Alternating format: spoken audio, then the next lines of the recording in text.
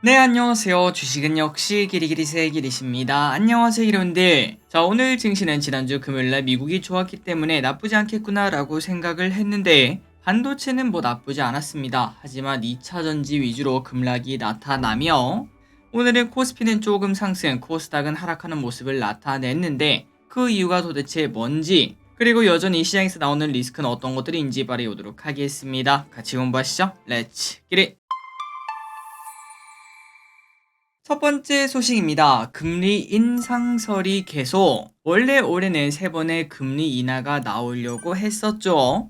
그런데 지금은 인플레가 여전히 있는 모습이 나타나고 있고, 그리고 또 미국 경제가 탄탄하다는 소식이 나오다 보니까 금리 인하가 한두 달 막 계속 밀리고 있고, 3번 내릴 거 뭐 2번 내린다 이런 얘기가 나오는 와중에 심지어 이제는 인상을 해야 된다 이런 얘기까지 나온다고 합니다. 물론 개인적인 생각으로는 올해는 미국 대선이 있는 해겠죠. 그렇기 때문에 주식시장을 박살내는 금리 인상을 꺼내진 않을 것 같긴 한데, 하지만 그러한 우려가 나오면서 주가 하락이 나타나는 것은 피할 수가 없을 것 같습니다. 그러니까 만약에 연준은 금리 인상을 해야 되는 상황이더라도 그냥 금리 인상을 할 것 같은 그러한 뉘앙스를 보여주며 주식시장을 조금은 하락시킨 뒤 그 다음에는 그냥 인상을 시키지 않는 말로만 인상을 시키기에 전략을 좀 쓰지 않을까 싶기도 하네요. 그런데 중요한 건 이겁니다. 어쨌든 고금리 장기화가 계속 된다는 거, 그렇기 때문에 만약에 금리가 인상되거나 고금리 장기화가 된다면은 주식도 부동산도 크게 흔들릴 가능성이 분명 존재하고 있습니다. 그렇기 때문에 혹시나 부동산에 관심이 있다면은 요즘 들어 이제 뭐 금리도 내려가니까 더 이상 떨어질 데가 없다 이런 생각이 좀 많지 않겠습니까? 하지만 생각지도 못한 그러한 하락이 한 번 더 나타날 수도 있기 때문에 올해 중순까지는 조금 눈치 볼 필요가 있겠습니다. 다음입니다. 하지만 지금 사람들은 하방에 베팅. 제 주변에도 한 분이 미국에서 금리 인하에 베팅하는 3배짜리 ETF에 투자하시는 분이 계십니다. 그런데 그분만 그런 게 아니라고 하네요. 많은 사람들이 지금 현재 금리 인하에 베팅하고 있다고 합니다. 올해 우리나라에서도 1조 원이 넘는 ETF가 2개가 탄생했는데 그 2개 중 1개가 미국 금리 하락에 베팅하는 ETF, 왼쪽에 보이는 에이스 미국 30년 국채 액티브 환해지 상품이라고 합니다. 그런데 아시다시피 최근 금리가 또 올라가지 않겠습니까? 그러다 보니까 수익률은 처참하다고 하네요. 그런데 중요한 건 이겁니다. 지금 현재 금리 인상 이야기까지 나오다 보니까 만약에 진짜로 그렇게 된다면은 요 상품 등 금리 하락에 베팅하는 상품의 수익률은 조금 더 나빠질 확률이 높겠죠. 추가 하락을 대비해야 될지도 모르고, 그런데 중요한 거는 어차피 끝은 있을 겁니다. 이번에 만약에 이제 미국 10년물 금리 등 그런 것들이 조금 급하게 올라가게 되면은 마지막으로 우리가 채권 투자할 타이밍이 오지 않겠나라고도 말할 수 있겠습니다. 다음입니다. 하지만 그 반대 의견도 있습니다. 무슨 소리냐? 금리 인상은 말도 안 되고 오히려 100bp 내릴 것이다. 이렇게 메리츠 증권은 보고 있다고 하는데요. 하반기로 갈수록 고금리의 피로 등으로 인해 7월에 첫 인하를 할 수밖에 없고, 그리고 100bp 인하까지 올해 원사이드로 나올 것이다. 이렇게 말을 했습니다. 물론 요즘 시장에서 걱정한 건 이겁니다. 미국의 고용 지표가 최근 들어 잘 나오고 있는데요. 하지만 정규직은 오히려 감소했고 파트타이머가 크게 늘었기 때문에 과연 이걸 보고 고용지표가 그렇게 탄탄하다고 말할 수 있을까? 금리 인상의 위험까지 줄까? 요런 얘기는 나온다고 합니다. 그래서 이런 걸 봤을 때 채권도 마찬가지라고 말할 수 있겠죠. 주식처럼 그 누구도 장담하지 못하는 세상이라고 말할 수 있겠습니다. 그렇기 때문에 한쪽에 매몰되지 말고 잘 대응하는 게 최선일 것 같네요. 다음입니다. 유가 100달러 간다. 블룸버그가 국제유가 100달러의 가능성이 커지고 있다고 언급을 했습니다. 그 이유는 이미 브렌트유가 90달러를 넘겼고요. 글로벌 공급 충격으로 100달러를 넘길 수 있다고 하네요. 참고로 멕시코가 최근 수출을 대폭 줄이며 말 그대로 공급이 줄어드니까 가격이 올라간다는 거 아니겠습니까? 그리고 이 와중에 러시아산 원유는 제재를 받고 있고, 저 아래쪽에서는 후티 반군이 유조선을 지속적으로 공격하고 있는 상황이다 보니까 당연히 유가 상승 압력은 커질 수밖에 없고, 이 와중에 미국의 여름 휴가철이 코앞이다 보니까 유가 상승 가능성이 높다고 합니다. 그리고 혹시나 이란, 이스라엘 쪽에서 소식이 한 번 더 크게 나온다면은 더 크게 상승해도 할 말이 없다고 말할 수 있겠네요. 그래서 오늘 같은 경우에도 유가 관련주가 좋은 모습을 나타냈습니다.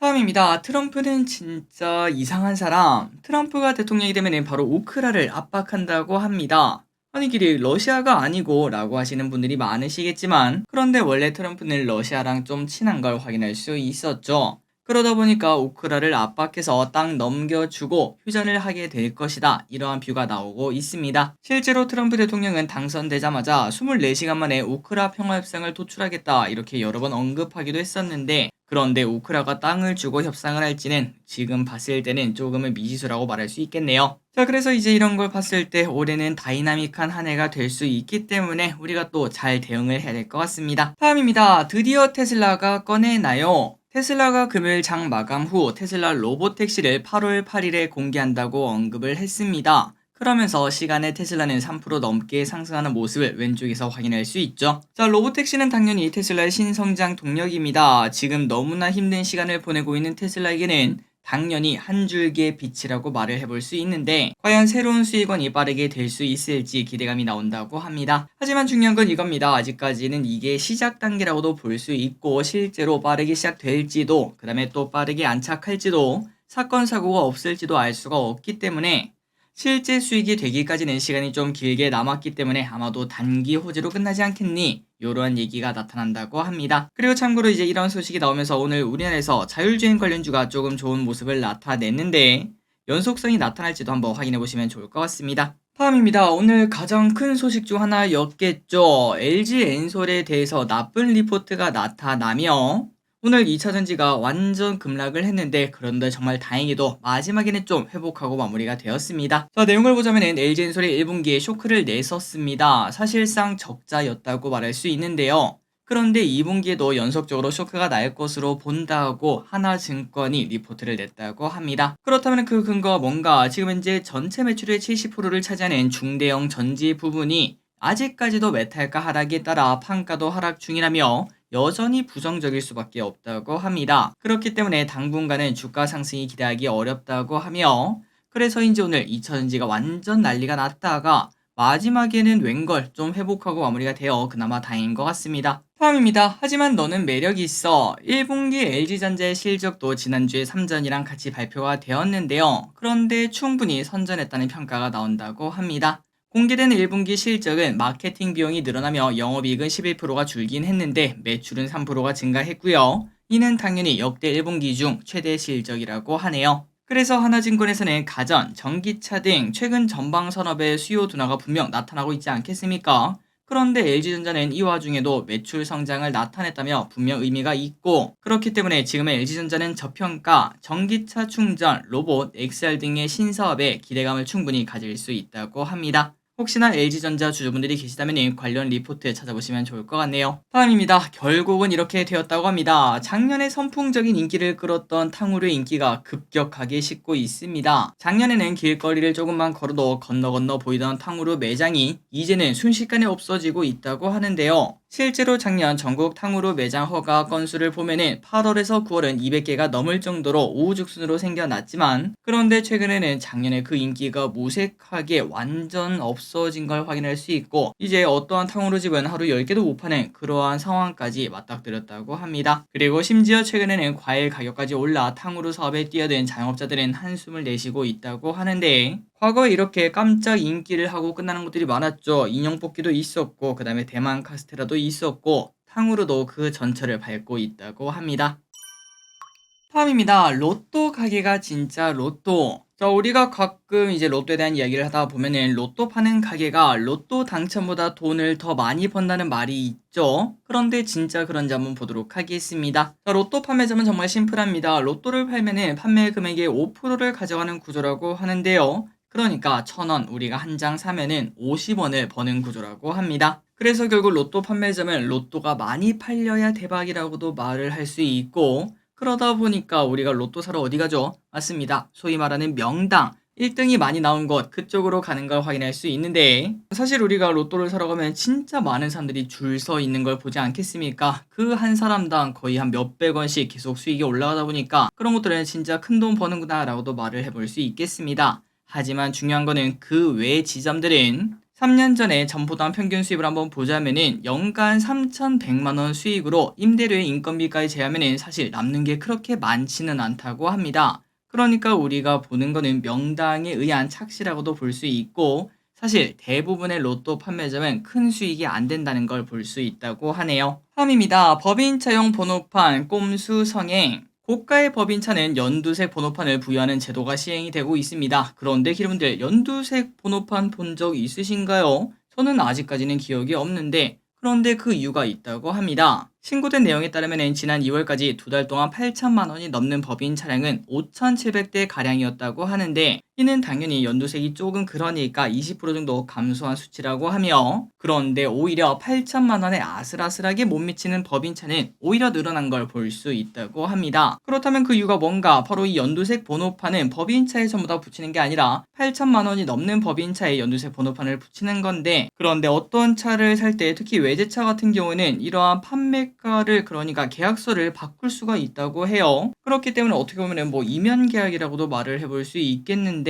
원래 차량 가격은 한 9천만 원이지만 뭐 이것저것 할인해서 7,990만 원에 딱 끊어버리고 나머지 돈은 또 따로 이렇게 주는 그런 방식이 암암리에 나타나고 있다고 합니다. 그러다 보니까 8천만 원이 조금 안 되는 그러한 가격대의 법인차가 늘어나고 있다고 하네요. 다음입니다. 자동차 안 사요. 국내 시장의 자동차 소비 위축이 심화되고 있다는 소식입니다. 1분기 국내 5대 완성차의 판매량은 32만 대로 작년 대비 10%나 넘게 감소를 했는데요. 이렇게 낮은 판매량은 2013년 이후 최저치라고 합니다. 그렇다면 그 이유가 뭔가? 바로 자동차를 사는 사람들은 거의 30대, 40대라고 말할 수 있는데 고물가, 고금리, 부동산 침체 이런 것들이 나타나다 보니까 자동차를 사기에는 조금 부담되는 사람들이 많다는 거겠죠. 그러다 보니까 작년에 출고 대기 기간이 7에서 8개월씩 걸리던 차량들이 이제는 몇 주일 정도면 받을 수 있다고 하고 거기다가 분명 한 2년 전에는 1년 넘게 기다렸던 하이브리드도 어쨌든 2개월 정도로 줄어들었다고 합니다. 하지만 또 반대로 보면은 하이브리드의 인기는 여전하다라고도 말을 해볼 수 있겠네요. 다음입니다. 오늘 완성차 기업들의 주가 흐름이 나쁘지 않았습니다. 그 이유가 뭔가 봤더니 유안타증권이 기아에 대해 목표가 13.5만 원의 매수 의견을 제시를 했다고 합니다. 현재 전기차로 전환되는 과정에서 하이브리드가 생각보다 호조세를 보이고 있기 때문이라고 하는데요. 특히 올해 2월까지 미국에서 판매한 차량을 보면은 하이브리드가 50% 넘게 증가한 것으로 예상이 된다고 합니다. 그리고 기아 20에서 35%의 배당 성향과 5년간 자사주 매입 후 50% 소각 등 주주환원 정책도 앞으로 많이 시행될 거기 때문에 퍼6까지 충분히 갈 수 있다 이렇게 말을 한다고 하네요. 그래서 오늘 이러한 소식으로 기아는 오전장에서 5%가 넘는 상승을 나타냈었고 참고로 지금 퍼는 4.6이니까 13만 원까지 갈 수 있을지 한번 생각해 보시면 좋을 것 같습니다. 다음입니다. 메타 사상 최고가 기록. 메타가 4월 들어 사상 최고가를 기록했는데요. 금리 인하가 늦어질 수 있다는 우려감이 커지며 시장이 약세를 보이는 와중에도 이 친구는 쭉쭉쭉 올라가고 있습니다. 자, 그렇다면 메타 이 친구가 왜 이렇게 좋나 봤더니 광고 지출 대비 수익과 AI 성과는 훌륭하며 구글보다 더 강력한 평가를 받는다고 합니다. 올해 업계의 광고비 증가분 중 50%를 가져가고 아마존의 광고 매출을 넘어설 수 있다 이러한 전망까지도 나오고 있다고 하네요. 게다가 미국에서는 지금 현재 틱톡 퇴출 압박을 받지 않겠습니까?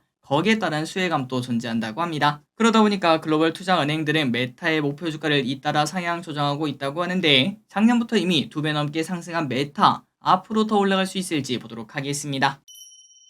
다음 소식입니다. TSMC 관련 이야기를 좀 보도록 할게요. 지난 3일 25년 만에 강진이 덮치며 TSMC 공장이 잠시 멈췄었는데요. 이번 지진으로 TSMC의 취약성이 부각이 되었다고 합니다. 그러다 보니까 경쟁자인 삼전이 관심을 받을 수밖에 없는데 하지만 그때 당시에는 TSMC 중단되었다는 팩 가동을 시작하고 물량 소화에 지장이 없다. 우리 뭐 해봐야 뭐 몇백억밖에 손에 안 봤다. 이렇게 말을 했지만 그런데 여전히 숨겨진 우려가 가득하다고 합니다. 아직도 새 팹의 건설이 멈춰 있다고 하고요. 웨이퍼와 주요 장비들의 피해도 적지 않다는 관측이 나온다고 하네요. 그리고 반도체 정말 그 엄청나게 세밀한 작업 아니겠습니까? 조금만 흔들려도 모든 기계를 다시 또 손봐야 되기 때문에 생각보다 큰 피해가 나타날 수 있다라는 얘기가 나타나고 있고요. 게다가 마이크론 또 대만의 생산 시설을 가동하고 있는데 첨단 디램의 80% 이상을 대만에서 만든다고 합니다. 그런데 여기도 마찬가지로 일부 공장이 가동을 중단했고 피해 금액을 확인하고 있는데 이로 인해 디램 가격이 상승할 수 있고 결국은 이러한 상황들이 삼성과 하이닉스에게는 긍정적이라고 말을 해볼 수 있겠죠. 그리고 이건 또 미래, 그 다음에 확정되지 않은 미래이긴 하지만 대만 같은 경우는 지정학적 리스크도 분명 우리보다 조금 더 크다라고 말을 해볼 수 있지 않겠습니까? 그러다 보니까 이제 또 글로벌 빅테크들은 혹시나 자기가 몰빵했다가 TSMC 등 대만에서 무슨 일이 생기면 큰일이 나지 않겠습니까? 아마도 다각화 움직임이 좀 나타나지 않겠나 이러한 긍정적인 부분도 나타난다고 합니다. 삼전에 완전 꽃길이 갈리고 있네요. 다음입니다. 삼성전자 59조 투자 예정. 삼성전자가 텍사스주 테일러시에 짓고 있는 반도체 공장에 약 59조를 투자하기로 결정을 했습니다. 기존에 투자하려던 게 23조인데 벌써 2배가 넘어가고 있죠. 그래서 삼전은 이를 통해 테일러시 반도체 단지에서 파운드리, 최첨단 패키징으로 이어지는 원스톱 서비스를 제공할 수 있게 된다고 합니다. 그리고 이러한 원스톱 서비스야말로 종합 반도체 기업인 삼전이 제공할 수 있는 최고의 강점이라고 하네요. 여기에 대한 발표는 오는 15일에 진행된다고 하는데 이렇게 투자액을 늘리며 약 8조 원 규모의 미국 보조금을 받게 될 수 있다고 합니다. 마지막 소식입니다. 버거킹이 와퍼 없으면 어떡함? 오늘 사람들 사이에서는 버거킹의 노이즈 마케팅이 난리라고 합니다. 갑자기 버거킹에서 와퍼를 다음 주에 종료한다 이렇게 이야기를 하며 모두 혼란에 빠진 상황이라고 하는데요. 일각에서는 그냥 뉴 와퍼로 돌아왔다 이러한 노이즈 마케팅이 아니겠니? 라고도 말을 하고 있지만 여기에 대해서 부정적인 이야기를 하는 사람들이 많다고 합니다. 그 예로 과거에 롯데리아에서 버거 접습니다 이러한 노이즈 마케팅을 한 바 있었는데 그런데 실제로 확인해 보니까 버거를 접는 게 아니라 진짜 접는 버거를 출시한다 이런 얘기를 했더라고요. 그런데 중요한 거는 그 버거는 결국 출시도 되지 않아서 욕만 엄청나게 먹은 기억이 있다고 합니다.